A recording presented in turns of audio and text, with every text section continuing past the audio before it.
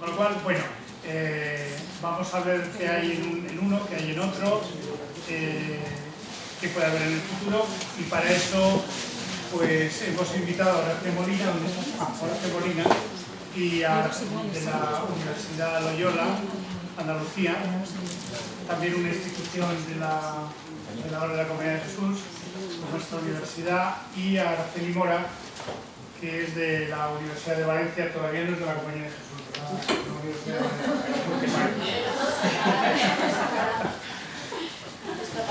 Entonces,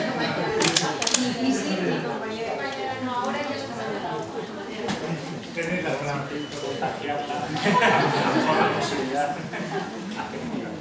Muy bien, buenas tardes a todos. En primer lugar, agradecer a los editores del libro y por la invitación a poder participar y hablar. Hacer un paréntesis, esta vez no vamos a hablar del libro, vamos a hablar de lo siguiente, la segunda edición del libro, ¿no? El capítulo de LIS, cómo sería, con la información que disponemos hoy, en una futura edición del libro. Y agradecer tanto a Kirtena como a Laura Muro por esta hospitalidad de recibirnos en esta universidad que para mí resulta hermana para escuchar la presentación de José Antonio. Hermana que no prima. Muy bien, pues vamos a dividir la presentación en dos partes, vamos a procurar que sean simétricas en cuanto a tiempo. Para que ya me advierte de que se teme que no. Pero bueno, voy a procurar ceñirme a menos de 20 minutos para recuperar tiempo bueno. Básicamente vamos a hablar de la norma de arrendamientos y el esquema que vamos a seguir es el siguiente. En primer lugar vamos a analizar las principales novedades con diversos clases y cómo se justifican esas novedades teniendo como guía el marco conceptual. Es decir, en qué medida tanto el IASB como el FASB han procurado soportar los cambios que nos proponen pues, en su instrumento de legitimidad técnica, que es el marco conceptual. Veremos los criterios de medición que proponen, algunas simplificaciones para hacer uso de la restricción de coste-beneficio que está incorporada en el marco conceptual y por último una operación dentro de las operaciones de arrendamiento que es particular, en la que hay que bucear en el fondo más allá de la forma, que es el ISBAC, y cómo quedaría en el nuevo esquema conceptual donde los arrendamientos van a ser un poco diferentes a como venían siendo hasta ahora. El segundo y el tercer punto se dedican a la convergencia y divergencia con el FASB. A pesar de que este proyecto se inició dentro del proyecto de convergencia, pues los resultados apuntan a que va a haber diferencias entre ambos, diferencias controladas, es decir, que no van a ser muy grandes, ¿no? Y por último, el impacto de la reforma de los arrendamientos. La presentación se va a cortar en simplificaciones, hasta simplificaciones, os pondré yo a partir de ahí a hacer. Muy bien. Esta norma de los arrendamientos, todo lo que nos proponen arrendamientos no es nada nuevo. Hay un documento muy bonito en el IASB sobre la historia de los arrendamientos. Allá en el origen de los tiempos de este proyecto hicieron esa historia y en esa historia observamos que lo que nos proponen fundamentalmente, como alguna vez me ha recordado el profesor José Antonio Gonzalo, pues ya estaba inventado en el año 62. En el año 62 la ICPA preparó un documento de investigación, aquellos documentos que trataron de dotar de legitimidad científica a una emisión de normas que estaba basada más en el consenso que en el soporte científico, en donde ya se planteaba exactamente los mismos fundamentos que estamos hablando ahora. Cuando usted firma un arrendamiento, usted tiene una obligación y además tiene el derecho a controlar un recurso durante un tiempo, lo que usted tiene un activo. Estamos hablando del año 62. Del año 62 ha habido documentos similares emitidos por el G4+1 en el 96, cuyo autor principal fue Warren McGregor, miembro del IASB durante la primera parte del siglo XXI, de la primera década del siglo XXI. En el año 2001, uno de Naylor y Lennart, que decía exactamente lo mismo que en el 96, un poquito más largo, pero decía exactamente los mismos fundamentos, las mismas propuestas. Estando entonces como presidente, este documento se le encargó al organismo británico, estando Sir David Twitty como presidente del organismo británico emisor de normas, a la sazón posteriormente presidente del IASB. En el año 2005 hay un hito muy importante. La Security and Exchange Commission reacciona a todo el escándalo Enron proponiendo que la normativa contable americana está muy basada en reglas y que eso ha llevado a que parte de la falta de información que había sobre los compromisos y las deudas no apareciesen, bien por no se consolidaban determinadas entidades o bien citan expresamente el caso de los arrendamientos. Y eso supone, yo creo, un empujón importante para que entre en la agenda, pues me parece que entró en el año 2006, dentro del proyecto de la agenda. En el año 2009 se emite el primer discussion paper, en el año 2010 el primer borrador. Como es un proyecto que, dado que lleva tantos años, las tesis fundamentales planteadas, si no ha salido, todo lo incluimos. Es un proyecto políticamente muy complejo. Pues ha habido un segundo borrador tratando de limar las asperezas, tratando de negociar esas asperezas, y finalmente, bueno, pues todavía, aunque estaba anunciado, todavía no tenemos el documento definitivo. Se prevé definitivo para 2015, pero bueno, veremos. ¿Cuál es el cambio esencial? El cambio esencial es que dejamos de tener dos tipos de arrendamientos y pasamos a tener un único tipo de arrendamiento, con lo cual la clasificación entre arrendamiento operativo y arrendamiento financiero con fuertes impactos en el balance de situación sobre todo desaparecería. A partir de ahora todos los arrendamientos se incorporan al balance para reconocer por un lado una obligación firmada en un contrato y por otra parte de reconocerse el derecho a controlar, el control que tenemos sobre un determinado recurso por un periodo. Estas operaciones, cuando han sido operativas, se han considerado que eran contratos pendientes de ejecutar, es decir, la obligación surgía en el momento en el cual el arrendador ponía el uso a disposición del arrendatario. Sin embargo, ahí es donde cambia la historia. En el nuevo enfoque se considera que con la puesta a disposición del bien, a partir de ese momento ya existe la obligación porque ya se ha cumplido toda la parte del contrato. Es decir, es un cambio en la concepción de contrato pendiente de ejecutar a contrato que se ha ejecutado en el momento en que se ha entregado el bien y se ha firmado un contrato de arrendamiento no cancelable. Eso es muy importante, porque si fuese cancelable estaríamos todavía bajo los contratos pendientes de ejecutar. Consecuencia, pues la principal consecuencia que se deriva de todo esto es que para poder soportar, o sea que tenemos una obligación es fácil de entender, lo que es más difícil de entender es que tenemos un recurso, porque yo solamente lo controlo durante un tiempo. El principal cambio conceptual que se produce es la definición de la unidad de cuenta. En lugar de usted considerar la unidad de cuenta el bien completo, considere que la unidad de cuenta es un conjunto de servicios. Los bienes en realidad no son útiles per se por su naturaleza de la empresa, lo que es útil es el servicio que aportan esos bienes. Por tanto, uno de esos servicios ya es un recurso que puede ser controlado por la entidad y que por lo tanto debería figurar en su activo. Primer cambio fundamental, hemos cambiado el concepto para controlar el activo, se controla por la capacidad de dirigir el uso de ese activo y no el concepto de riesgos y ventajas. Si yo retengo sustancialmente los riesgos y ventajas, tengo activos; si yo no retengo sustancialmente los riesgos y ventajas, tengo un arrendamiento operativo, tengo un gasto. Ese era el criterio, un criterio de riesgo y ventaja, y hemos cambiado como criterio de reconocimiento a un criterio puro de control. ¿Quién tiene la capacidad de dirigir el uso de ese activo? Aquí es donde surge uno de los problemas fundamentales: cómo distinguimos el control del activo de otros casos donde no se produce el control del activo. Lo que se está controlando, lo que se está comprando o adquiriendo es un servicio. Esto es uno de los temas más complejos que tiene la norma, la distinción entre un contrato de arrendamiento y un contrato de servicio. El criterio que han dado a mí me parece un tanto farragoso, y es que el activo esté identificado y que ese activo identificado concreto sea controlado. Por ejemplo, si yo alquilo un coche, que ese coche esté identificado cuál es y yo lo voy a controlar. Que es diferente a que a mí me prestan el servicio de que usted va a tener todos los días un coche en la puerta de su empresa. Usted va a tener un coche en la puerta de su empresa, yo lo que estoy controlando es el servicio, lo que estoy adquiriendo es el servicio, no estoy controlando el recurso. Si a mí me asignan un coche durante 3 años, entonces sí es un activo identificado. Esto a mí me parece difícil, me parece complejo. Yo lo formularía de una forma más sencilla. ¿Qué se está contratando, a mi juicio? ¿Un input o un output? Yo estoy contratando el recurso para explotarlo yo, entonces es un arrendamiento. Yo estoy contratando los servicios que da ese activo, entonces estoy contratando su output. Yo no soy responsable de cómo se maneja, cómo se gestiona tecnológicamente ese activo, yo simplemente contrato los servicios que produce. En ese caso estaremos ante un contrato de servicio. Este es uno de los puntos donde además los comentaristas a la norma indican que es donde va a estar la siguiente frontera. La frontera de arrendamiento operativo y arrendamiento financiero la vamos a trasvasar a la distinción entre contrato de servicio y arrendamiento. En definitiva, aquí asumen los riesgos. Adicionalmente, esta visión del contrato de arrendamiento es una visión muy simple, porque los contratos de arrendamiento en la práctica son contratos mucho más complejos. Llevan asociados muchos servicios.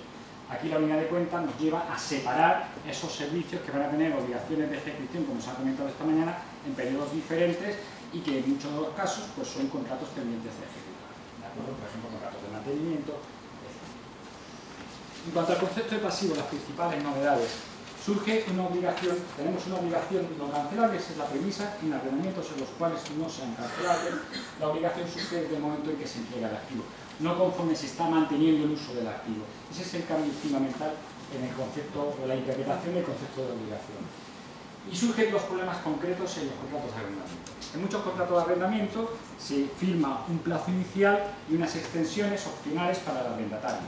En esos casos que existen opciones adicionales para el arrendatario, la cuestión que se plantea el regulador es: ¿debemos estimar solamente el periodo inicial? ¿Debemos estimar el periodo que va a estar controlado el activo? Es una duda que nos surge.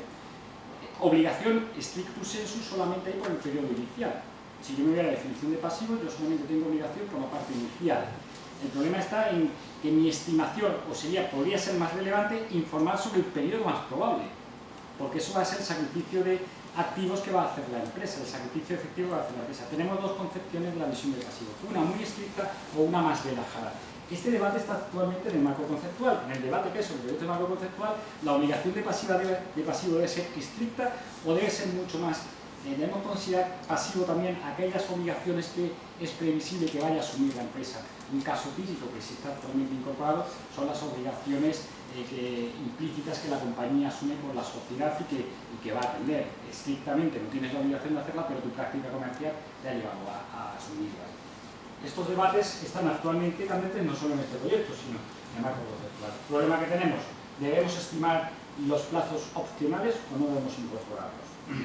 Y tercer problema, los importes. Muchos contratos de arrendamiento incluyen modificaciones de la renta basadas en índices, basados en desempeño del activo o basados en resultados que se obtengan. Por ejemplo, si yo alquilo un local comercial, voy a obtener, aparte de una renta fija, una parte variable en función de las ventas que se realicen en ese local comercial. Entre otras cosas porque voy a gestionar todo el espacio. Imaginemos un local comercial donde el arrendador gestiona todo el espacio y alquila determinadas tiendas. La renta, en parte, va a estar referenciada en muchos casos a desempeño, a resultados. En esos casos, ¿debemos estimar esas cuotas dentro del pasivo o no debemos estimar? El problema que surge con los plazos y con los importes es que podemos hacer arquitectura de contratos para intentar reducir el pasivo, reduciendo las partes fijas y dejando muy altas las variables. La cuestión es: si hacemos esa arquitectura de contratos, no es igual un contrato con fijo y variable que un contrato donde todo es fijo. Es que la realidad es diferente y por tanto las soluciones tienen que ser diferentes. Con lo cual, ciertos temores que existen, pues en el fondo lo que están reflejando es que estamos hablando de operaciones diferentes. ¿Cuál es la coletilla que le ha puesto a todo esto de IASB? Muy bien, asumamos la tesis de que solamente vamos a reconocer como obligaciones las mínimas. Pero ¿y si la opción es económicamente muy rentable para la entidad? ¿Y si subvertimos la letra? Es seguro que usted, casi seguro que usted va, porque tiene un incentivo económico, a renovar el contrato. En esos casos, con buen criterio dice: no, en ese caso hay que analizar el fondo económico, y entonces sí debe estimar usted esa opción de plazo. Exactamente igual, si usted tiene un pago variable que en sustancia es fijo, debe estimar ese pago variable. Es decir, el mismo IASB, a través de un comentario al criterio general, lo que está haciendo es abrir ciertamente la mano pues, a la racionalidad económica, que las operaciones pues, no se vean afectadas por determinadas cláusulas que son espurias totalmente. Ya lo que queda es relativamente rápido y directo. Valoración. La valoración inicial no va a tener grandes cambios. Sí tenemos algunos problemas. El valor actual en un arrendamiento financiero lo calculamos como el valor razonable del bien o el descuento de los flujos futuros de caja, utilizando como tipo de descuento el tipo implícito. Para calcular el tipo implícito utilizamos el valor razonable y los pagos que tenemos que hacer, por lo cual tenemos el valor razonable como referencia. Claro, el valor razonable de un bien. El valor razonable de un bien se puede estimar, pero ¿y el valor razonable de un 20% del bien? Eso ya no es tan fácil de estimar. Entonces, como no es tan fácil de estimar, la tasa de descuento, el valor actual, la tasa de descuento se tiene que hacer con el tipo de interés que utilizaría el arrendador, en operaciones similares. Es la tasa de descuento que utiliza el arrendador. ¿Por qué? Porque no tenemos el valor razonable de un paquete de servicios. Eso no existe en el mercado. El periodo, el mínimo contratado, salvo incentivo económico, los pagos variables. Si son sobre índices, se estiman, porque tú no puedes evitar el pago, por lo tanto es pasivo. Si son sobre uso o rendimiento, uno puede dejar de utilizar la máquina, uno puede dejar de utilizar el coche. el rendimiento, uno puede dejar de vender, aunque no tenga mucho sentido económico, pero puede dejar de hacerlo y puede dejar de tener el pasivo. Son evitables y por lo tanto, salvo que en sustancia sean pagos fijos, estos se consideran gastos del periodo. Los índices se consideran como mayor importe del pasivo, porque no son evitables. Y aquí estamos utilizando la literatura sobre pasivo, el concepto de pasivo, que está tanto en el marco conceptual como en la NIF 32. ¿Esto es consistente con la NIF 15? No. Con la NIF 15 no, porque la NIF 15 nos dice, para el caso de los ingresos, que debemos estimar las cuotas variables por rendimiento. Esta mañana se ha comentado, las debemos estimar, salvo en el caso de los royalties, que no. O sea, en la NIF 15, en el caso de los royalties hace una excepción. Entonces, este es un tema que es muy complejo, el tema de los pagos variables. Esta mañana ya se ha comentado. Valores residuales, opciones de compra, cláusulas de penalización, se deben incorporar con mayor pasivo si es previsible pues, que se tengan que afrontar. Esto es la valoración de lo que sería el pasivo. La valoración del activo, adicionalmente, pues habrá que añadir los costes iniciales directos menos cualquier incentivo que conceda el arrendador. ¿Cómo queda dibujado esto en un asiento contable? Me voy a ceñir a la primera columna. Pues un derecho de uso y un pasivo a corto y un pasivo a largo. En principio, todos los arrendamientos operativos o financieros hay que calcular el valor de los recursos que se han transferido y que se controlan y las obligaciones contratadas. Es decir, el tratamiento contable es exactamente igual que el arrendamiento financiero. Es decir, que vemos, no, todos los arrendamientos pasan a ser financieros porque controlamos durante ese periodo los recursos. El resultado sí se produce un efecto que después comentaré, que con más detenimiento tendremos gasto de amortización, gasto financiero, por un lado, mientras que en la NIF 17 actual teníamos todo en los arrendamientos operativos como gasto financiero. En los arrendamientos financieros el cambio no es sustancial, no hay cambio. Medición posterior. La medición posterior, si yo tengo un derecho de uso, este derecho de uso lo debo amortizar. Derecho de uso que se debe clasificar según su naturaleza como inmovilizado material o intangible según sea. El pasivo a coste amortizado, es decir, la deuda más los gastos financieros que no se hayan liquidado y que se deben incorporar. Cuando se produce un cambio en el plazo o en el índice de referencia que sí se estimaba en el cálculo inicial, se reestiman esos pasivos y si el índice de referencia es un tipo de interés, se reestima también el tipo de descuento. No tanto sobre este tema, como hay una diferencia respecto a otras leyes, posteriormente se va a tratar con un poco más. ¿Cuál es el efecto fundamental? El efecto fundamental de la cuenta de resultados es que con la nueva propuesta se produce una sobrecarga de gastos en los primeros años frente a los últimos. Mientras en la NIF 17 nosotros teníamos un tratamiento más o menos lineal, decían que tenía que ser en función del patrón de uso, pero solía ser lineal, en este caso es decreciente, más gasto al principio, menos gasto al final. Y esto afecta muy seriamente a determinadas compañías muy intensivas en gasto. Esto es lo que llevó a que en el borrador de 2013 se plantease una excepción que conceptualmente no era lógica y que hoy día ya está descartada. ¿Cuál es el efecto? Pues el efecto, en el segundo año lo podemos ver, nosotros tendríamos unos gastos de amortización de 42.000, un gasto financiero de 12.000, tendríamos 54.000 frente a un gasto de alquiler de 50.000. Es decir, aquí hay una sobrecarga. Puesto en números, la diferencia es esta. Empieza los primeros años y acaba los últimos años de vertido. Con lo cual, en total, al final, es cero. Es decir, sí existe un efecto en resultados con la nueva propuesta. Y en balance, porque van a figurar unos pasivos que anteriormente no figuraban. Simplificaciones. Se han propuesto a lo largo del proceso varias simplificaciones pues, para intentar hacer mucho más operativa a las empresas toda la novedad conceptual que suponían los arrendamientos. Por un lado, se ha planteado si los activos que no eran esenciales, por ejemplo una fotocopiadora en una universidad, podrían llevarse de una manera más simplificada que tener que reconocer el activo y el pasivo. Se ha descartado, no hay razón conceptual para distinguir unos activos de otros. Contratos de pequeño importe también se ha descartado. La materialidad no debe estar incluida en la norma. Tercero, contratos de duración inferior al año. Ahí sí se permite que en los contratos de duración inferior a un año se lleven a gasto contra resultado. Claro, no hay nada que activar prácticamente. Y finalmente sí se ha permitido el uso de cartera de contratos pues, para aquellas entidades que tengan portafolios de arrendamientos como arrendatarios que sean relevantes y que les simplifica la contabilización. Resumiendo, la propuesta supone el reconocimiento de más pasivo en el balance, un activo nuevo que es el derecho de uso de ese recurso, que supone un cambio de la unidad de cuenta y que va a tener todo esto un efecto además de balance, va a tener un efecto en la cuenta de resultados.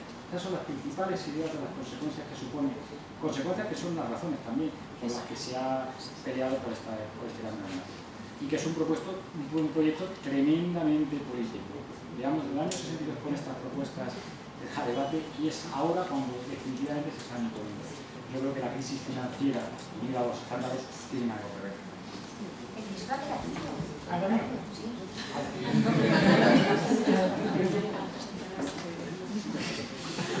¿Problema de comunicación? Sí, totalmente. Bueno, en el leaseback el problema que surge ahora es que al no tener arrendamientos operativos y financieros, ese problema de la clasificación de la operación de función a través del arrendamiento operativo financiero pues cambia. ¿Por qué? Pues porque todos los arrendamientos de alguna forma suponen para el arrendador una venta, para el adquirente, para el arrendatario una compra. ¿Qué es lo que sucede? Pues que en un leaseback el arrendatario es vendedor. O sea, yo vendo un activo y después lo vuelvo a adquirir para poder controlarlo. ¿Qué es lo que sucede? Que en este caso, en todos los arrendamientos se produce una componente que es financiera. ¿Por qué? Pues porque si yo vendo un activo y hasta dentro de 5 años no te lo voy a dar porque lo vuelvo a alquilar, en realidad te estoy haciendo una venta forward. Pero de esos planteamientos que se han hecho sobre este tratamiento, el que a mí me parece más intuitivo y más lógico es considerar un leaseback, pensemos, un leaseback, el arrendatario vende el activo y automáticamente lo compra. Ese arrendatario que está adquiriendo el control durante X años, digamos 5 años, lo que está haciendo es retrasar 5 años la entrega del activo. Eso es una venta futuro. Eso es equivalente a una venta futuro. Entonces el tratamiento es durante 5 años tengo una financiación y posteriormente tengo una venta. Y entonces surge el problema de donde se deben reconocer los márgenes. Si se deben reconocer los márgenes totales o solamente los márgenes del activo residual. Y son los márgenes del activo residual. Pero la lógica al final yo creo que es lo más importante en este tipo de cuestiones. Esto está debatiéndose. Este es el paper de julio. O sea, estamos hablando ya de lo más reciente. Lo que yo veo más coherente es la asociación de la operación a la hora de entender cuáles son los activos y pasivos que surgen, es un forward, una venta forward. No obstante, esto está abierto. Felipe me preguntó este verano que cómo veía esta historia y yo le dije que es muy negra, quizá porque era verano. Ahora sí, ahora voy a hablar yo de las diferencias con la propuesta del FASB. La verdad es que en un principio, como ha dicho Horacio, era un proyecto de convergencia y las ideas iniciales, salvo pequeños detalles, eran básicamente las mismas. Lo que ocurre es que finalmente el FASB ha optado por tener su propio criterio para determinados aspectos, que es el considerar que sí existen dos tipos de arrendamiento, que ha sido la principal batalla que ha habido en estos últimos tiempos, desde que se hizo la primera propuesta en el papel de discusión. Ellos asumen que efectivamente sí existen dos tipos de arrendamientos. Que no lo llaman así, lo llaman compras en sustancia y no compras en sustancia, pero básicamente la distinción es la que tenemos ahora en la NIC 17, arrendamientos financieros y arrendamientos operativos. El reconocimiento inicial va a ser el mismo para los dos, es decir, en ese sentido es idéntico a la propuesta del MEX. El reconocimiento inicial es que todos, independientemente de que hay dos tipos de arrendamientos, todos van a ir al balance. Y ese reconocimiento inicial, el activo y el pasivo, se va a calcular igual que lo hace esta propuesta del IAS. Digamos que, bueno, también hay una diferencia en el sale and leaseback, pero precisamente por la historia de que existen dos tipos de arrendamientos, en este caso, y no uno solo. Básicamente la diferencia fundamental está en las mediciones posteriores. Como ha dicho antes Horacio, uno de los problemas que han planteado desde determinados sectores, sobre todo, es el impacto en la cuenta de resultados. Independientemente del impacto en el endeudamiento, que es obvio, el impacto en la cuenta de resultados de contabilizar todos los arrendamientos como activo y pasivo, es que la cuenta de resultados pasa de ser lineal, el impacto pasa de ser lineal si las cuentas son constantes, a un impacto decreciente, porque la amortización es lineal, pero los gastos financieros son decrecientes. En determinados sectores esto podría tener, digamos, un impacto importante. Lo que se ha hecho en Estados Unidos es decir, bueno, pues si ese es el problema, no vamos a ceder en que todos van al balance, pero si ese es el problema, vamos a contabilizar en la cuenta de resultados de distinta manera el arrendamiento, llamémosle financiero y operativo. Para que el arrendamiento, que vamos a llamar operativo, el de no compra en sustancia, tenga el mismo impacto en la cuenta de resultados que tiene actualmente. Estará en el balance, el impacto será distinto del que tiene actualmente, pero en la cuenta de resultados el impacto será prácticamente idéntico al que tiene actualmente. Es decir, si son cuotas constantes, que veíamos en el ejemplo de 50.000 al año de arrendamiento, el impacto con este método del FAS del FASB es exactamente igual, 50.000 todos los años en la cuenta de resultados. Y además, así como el IASB, claro, distingue necesariamente el impacto de cuenta de resultados, que es gasto operativo, la amortización del bien, y que es gasto financiero, y por tanto está en dos partes de la cuenta de resultados el desglose, que antes era en una, antes era financiero, arrendamiento, pues el FASB lo que propone es, bueno, y todo es arrendamiento, todo es gasto operativo, es decir, igual exactamente que los arrendamientos operativos en la actualidad con la NIC 17. Esa es la propuesta del FASB. Claro, ¿qué hace para justificar esto conceptualmente? Porque el problema es, conceptualmente, ¿cómo voy a justificar? Que tengo un activo y una deuda y que el impacto en la cuenta de resultados va a ser constante, porque solamente por la definición de activo la depreciación es constante, pero por definición de deuda el gasto es decreciente. Entonces, no se puede justificar de manera conceptual. Esa es la razón por la cual el IAS dijo, no lo voy a hacer, porque no tiene ninguna justificación conceptual, mientras que el FASB ha buscado la justificación conceptual. Entonces ha dicho, bueno, pues cambiamos el esquema. No tengo un activo y un pasivo, me invento algo que voy a llamar unidad de cuenta, es el contrato de arrendamiento. Entonces, como tengo una nueva unidad de cuenta, yo voy a actuar sobre esa unidad de cuenta. Entonces, primero voy a calcular la deuda. Y entonces lo que dice, todos los años yo calculo la deuda que tengo como el valor actual de los futuros flujos de caja. Es decir, si los futuros flujos de caja eran de 50.000 durante 5 años, tengo una valoración inicial de la deuda que coincide con la del IAS. Pero yo al año siguiente recalculo otra vez la deuda y digo 50.000 en los próximos 4 años, ¿cuál es su valor actual? Entonces todos los años hago un cálculo de la deuda como valor de los futuros flujos de caja descontados al momento actual. Y digo, y el activo vale lo que la deuda. Entonces tengo siempre el mismo valor de activo y pasivo, porque realmente no considera que son activos y pasivos separados, sino una unidad de cuenta que se llama contrato de arrendamiento. De esta manera, ¿qué consigue? Pues consigue intentar justificar conceptualmente el hecho de que el impacto en la cuenta de resultados de un activo y de una deuda sea constante, porque de otra manera no tiene ninguna justificación.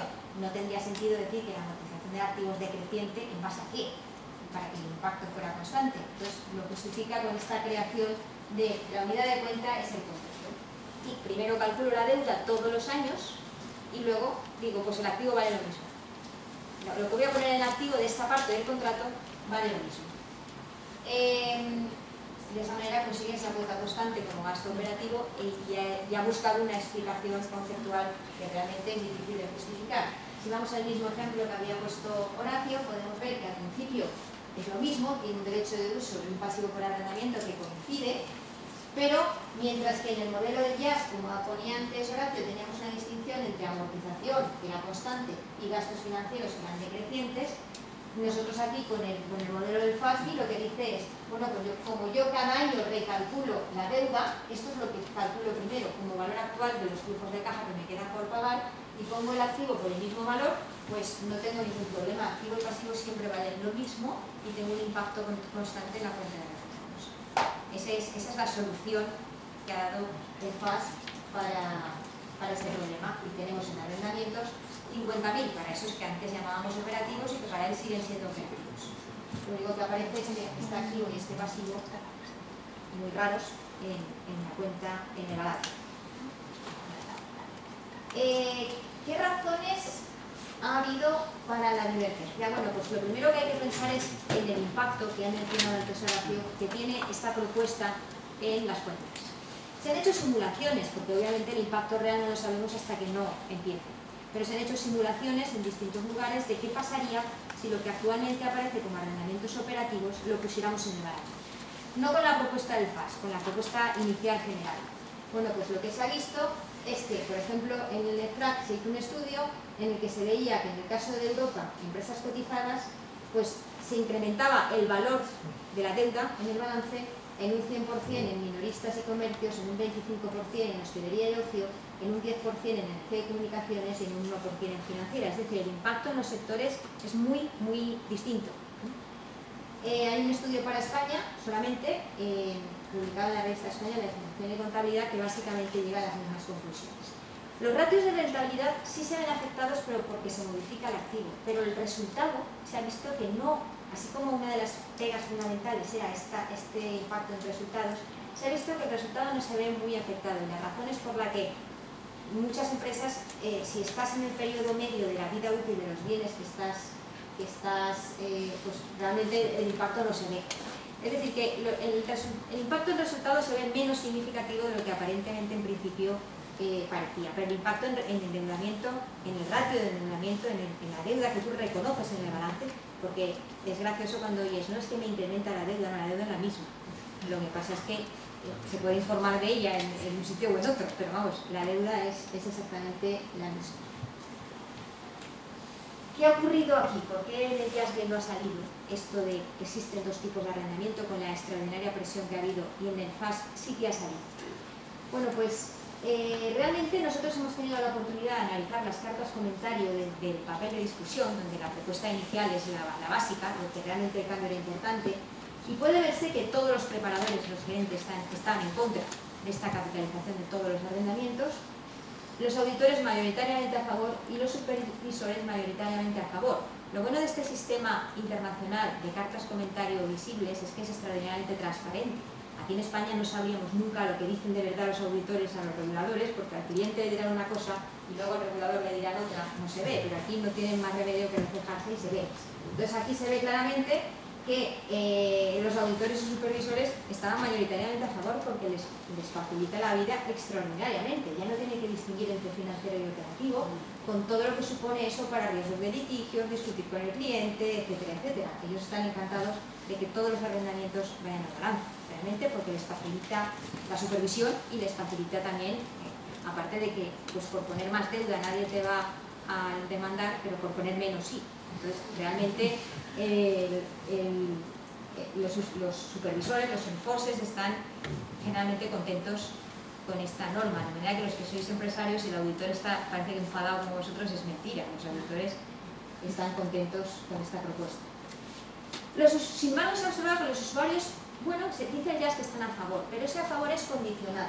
¿Por qué? A ellos les parece muy bien que la deuda esté, y si están en el balance les facilitas también el trabajo porque lo ven más fácilmente. Ahora bien, te dicen, bueno, pero no es lo mismo operativo que financiero, porque me lío, distínguemelo porque para mí es distinto y yo quiero verlo por separado. Lo quiero ver, pero por separado, no es lo mismo. Entonces, eso lo demuestran también los estudios americanos que dicen, me estás confundiendo si me lo pones todo junto. Y es por eso que una de las diferencias también importantes del FAS es que dice, bueno, todo va a la deuda, pero voy a separar claramente cuál es la deuda del llamado financiero y cuál es la deuda del llamado operativo, para no liar a mis usuarios. ¿Por qué? Esto ya es global, esto ya es la última transparencia y es en plan global, puesto que el seminario es sobre convergencia y estamos hablando de divergencias, pues vamos a analizar el por qué. Se decía antes de, bueno, esperemos que en el futuro haya convergencia. Pues me temo que va a ser extraordinariamente complicado e incluso se empieza a dudar de la conveniencia, porque hay razones para todo. Entonces, ¿qué pasa? Este es el esquema del IAS. El IAS es un organismo, el estándar setter, el que hace las normas contables, es internacional. Evidentemente el poder legislativo lo tiene el Parlamento Europeo, que está formado por 28 países, y además el EFRAG es internacional y también tiene pues, diversos, igual que en el IAS, hay diversidad en las personas que forman parte de él. Hay usuarios, hay auditores, hay preparadores. Entonces, ¿qué ocurre? Los grupos de presión, además, una cosa muy importante, el IAS y el EFRAG se financian por muchos.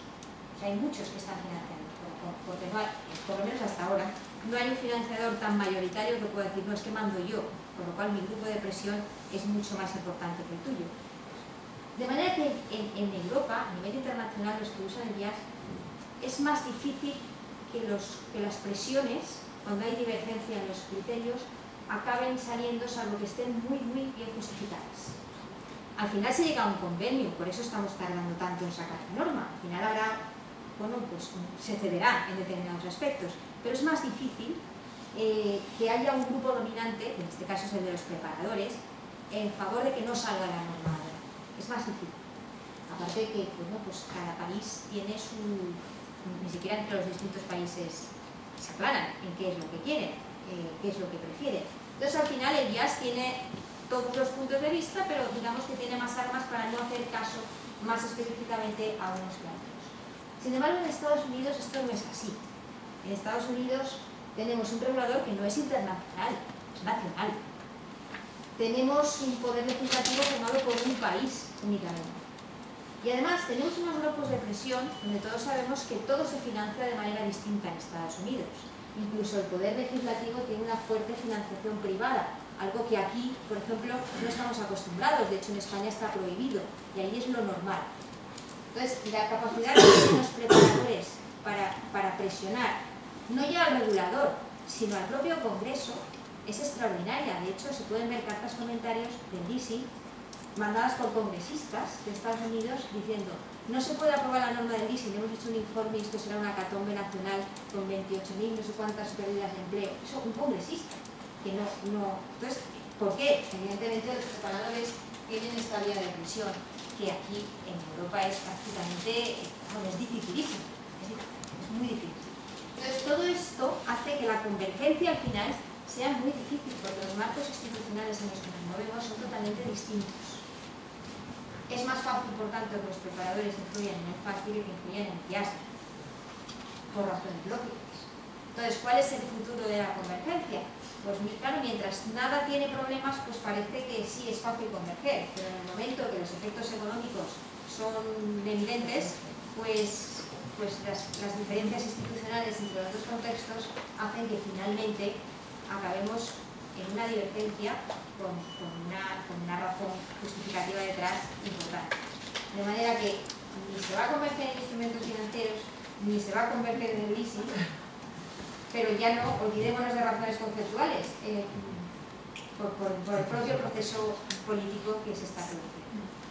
Entonces, lo que preocupa también a mucha gente es: ¿y qué va a pasar en las pymes? Porque aquí se dice, bueno, a mí esto me da un poco igual porque yo no trabajo para Inditex y yo no trabajo para Telefónica.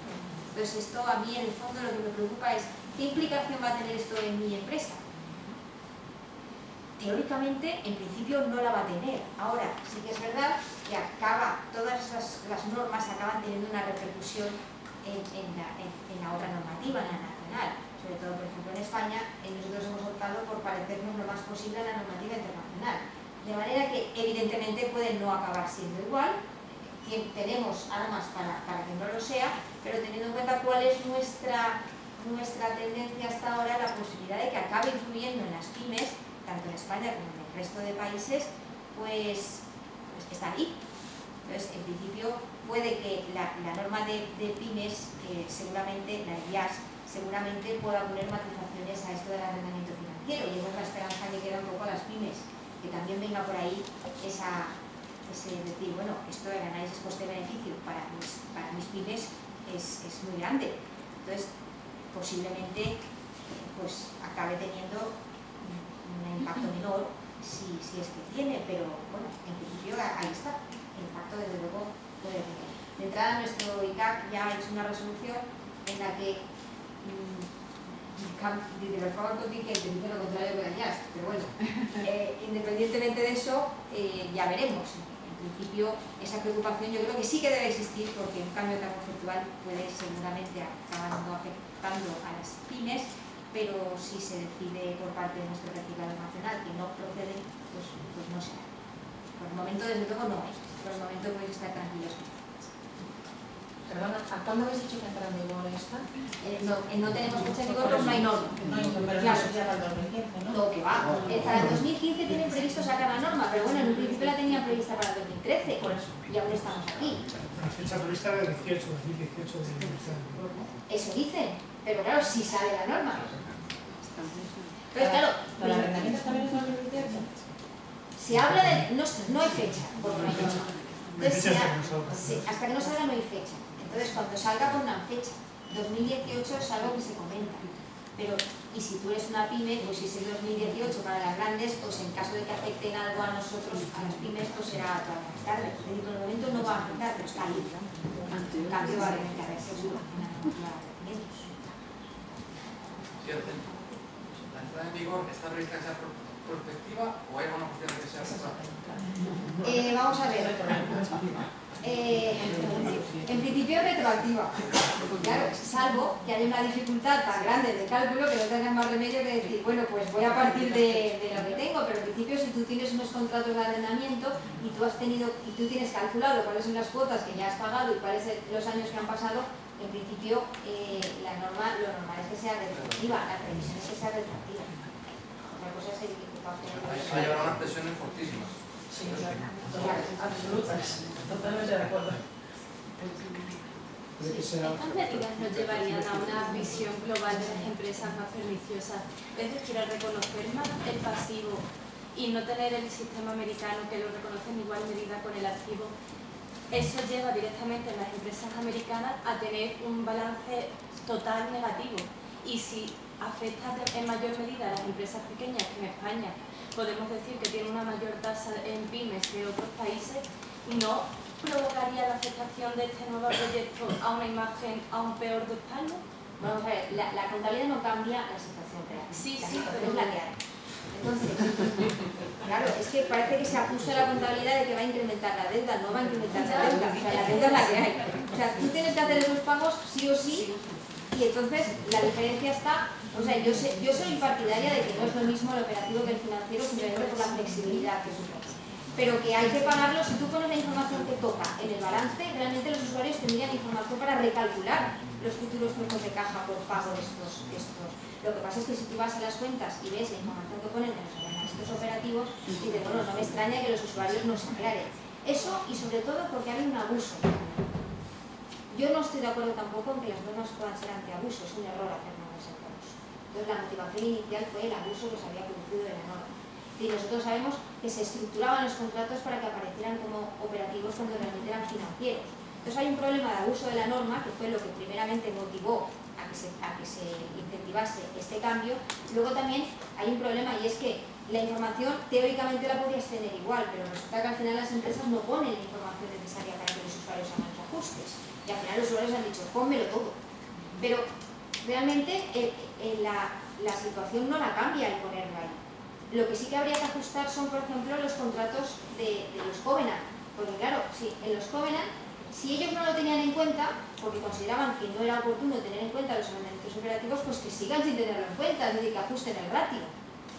Es una cuestión de ajustar los Covenant, pero, insisto, en la norma contable no incrementa la deuda, hasta ahí podemos llegar. Y si realmente se estaba ocultando una deuda que existía, pues que aflore. Es decir, pero eso no es la norma, eso es la práctica.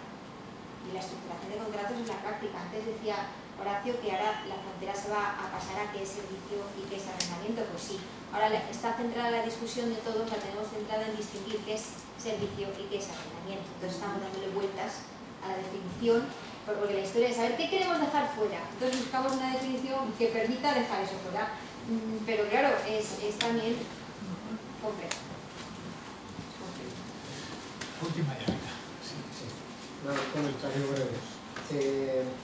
Por el último enfoque de Vías B, que efectivamente conceptualmente es mejor, pero a mí me da la impresión de que va a ser más difícil su aceptación, teniendo en cuenta el rechazo que tiene, de manera que, en mi opinión, se aceptaría mejor las normas si se dejan fuera las operaciones de poco importe, en corto plazo e incluso corto plazo yo dejaría hasta 1, incluso 2 años fuera, etcétera, y luego después, en el enfoque del FAS, haciendo esa pequeña concesión, aunque sea con un concepto un poquito complicado para los operativos, dejarlo lineal, creo que consigue una mayor aceptación. Entonces, y termino, el inconveniente que le veo al enfoque de Vías B, que puede ser el más perfecto técnicamente, pero que puede ocurrir que no se apruebe nunca.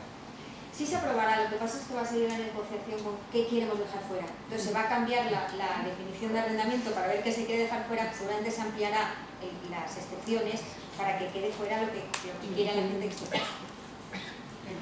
Dice que hay una negociación ya, los arrendadores han quedado fuera. Sí, los arrendadores están 50% de enemigos se ha ido fuera. Era una manera de